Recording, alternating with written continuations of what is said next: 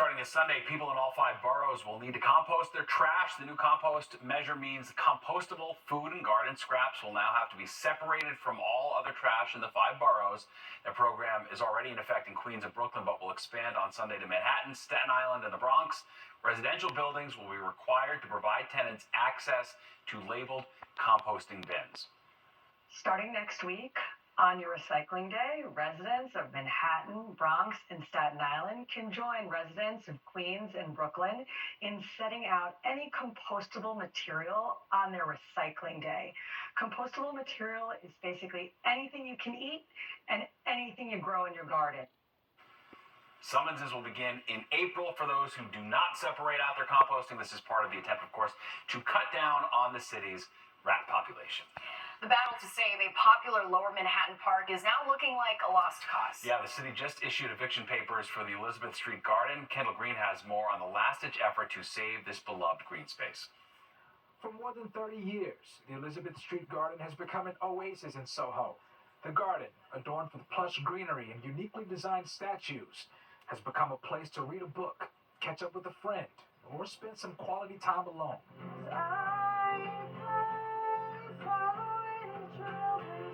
Biden has written more than 5 songs here.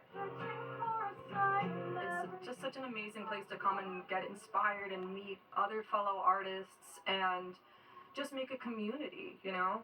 You lose something that you never get back. It surpassed the vision Joseph Reaver's dad had for the space in '91, but that vision halted as operators of the garden were served a 14-day eviction notice. I'm losing the place that I can come and sit outside. They've made every effort to preserve the garden, including thousands of letters to the Adams administration, to no avail. So it leaves us with 14 days. We are talking with our team, our legal team, everyone involved, figuring out the next steps. The city rolling out a different vision for the space, the new home of Haven Green Project, with more than 120 units of affordable housing for seniors, with just under a third of them set aside for formerly homeless seniors. A clearly expressed objective for the city. Meet the housing challenge for a vulnerable population, our seniors who are in desperate need of options in a city that has increasingly become very difficult for them to afford to live in. Now, those who oversee the Elizabeth Street Garden say they proposed several locations for the city to consider, and the city says they've taken them into consideration, yet the fate here won't change. We are in a housing crisis situation with a vacancy rate of 1.4%. This is not a build here and not there. This is we need to build in every spot. But the final 14 days will be spent fighting back the best they can, while Maiden treasures her final nights in the garden to perhaps write her last song there. Kendall Green, Fox 5 News. Yeah, it's a lovely spot. Yeah, it's so pretty. It's a complex situation, obviously, so there you go, living in the city. Well, New York making a major change to a home health care program that serves 250,000 people. The state is transitioning from a mix of hundreds of local companies that care for people in their homes to a single company, Public Partnerships, that's based out of Georgia. The governor made the move because she says costs have increased 1,200% in a couple of years. Now the state's recipients will either lose their caregivers or that person will have to take a lower wage. I'm no longer Jose. I'm now a number over my head, and how much can that number be reduced? Right now, we know that our lives are being disrupted and moved into a different company. Public Partnerships will take over management of the program by January with full control coming at the end of April. All right, time to check the forecast. Let's check in with Nick. Yeah, definitely nice early October weather. I don't know, today it really all came together. Walking to work, it just felt like, it feels like early fall, and I love it. Like fall, pretty seasonal, right? They got out of the 60s, just about everywhere you went today, so you're right on top. Thanks, Nick. Well, the Intrepid Museum receiving an iconic World War II Corsair aircraft today.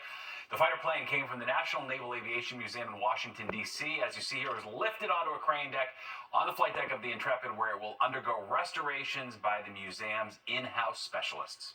There's very few of these aircraft that are intact around the world, and so for us to be able to acquire one and bring it to Intrepid for all of New York and all of the world to see, it's really pretty spectacular. Yeah, following its restoration, the Corsair is scheduled to be unveiled to the public next March as part of a new exhibit on the Intrepid's hangar deck. The port strike is showing no sign of ending. All right, and that's got some local grocers worried the fruits and veggies that could soon be harder to find. And the family of a New Jersey man left paralyzed from an alleged road rage shooting is now filing suit against the off-duty cop accused of pulling the trigger.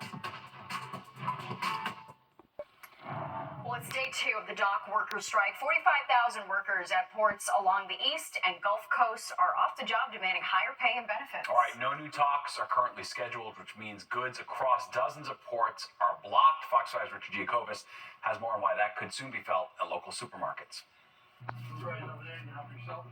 For more than 4 decades, Michael Costello makes a trip down to Hunts Point a few times a week to handpick his fresh produce to bring back to his market here in Eastchester. Every item I put on my truck and personally bring in. From ruby red strawberries to perfectly ripened bananas, Hutchinson Farms has it all.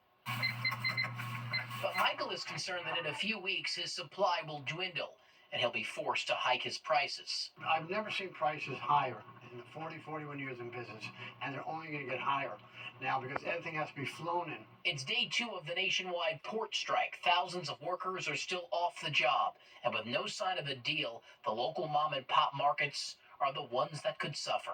You're not living day to day, but you're making a living, no more. If it goes for 2 weeks, a month, it is going to spill into the Christmas time. The prices of goods that people buy for Christmas gifts are going to go up. So this is how this strike could be affecting your local produce. This is an orange from South Africa. This one's from Australia. You have a papaya from Hawaii. Over here, a mango from Brazil. And then another grapefruit. This one's from South Africa, too. Prices are already high on this stuff. It could only get worse. I feel bad for the customers. The prices are tremendously high, and they don't get that the margin is so slim. They think it's you're price gouging, which in actuality you're not. Loyal customers who stop in at Hutchinson on the regular say they're worried about how this will affect their pockets. It's just so much more. It's a domino effect for everything.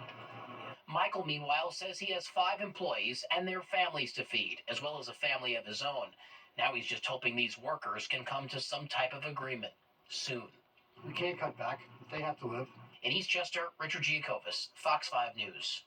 The MTA making it easier for commuters to access the LIRR at Grand Central.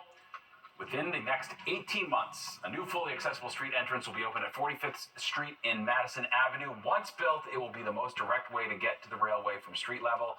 The MTA partnering with the private sector to build the entrance at no cost to the agency. There are also plans to make 2 more entrances north of 47th Street in the coming year.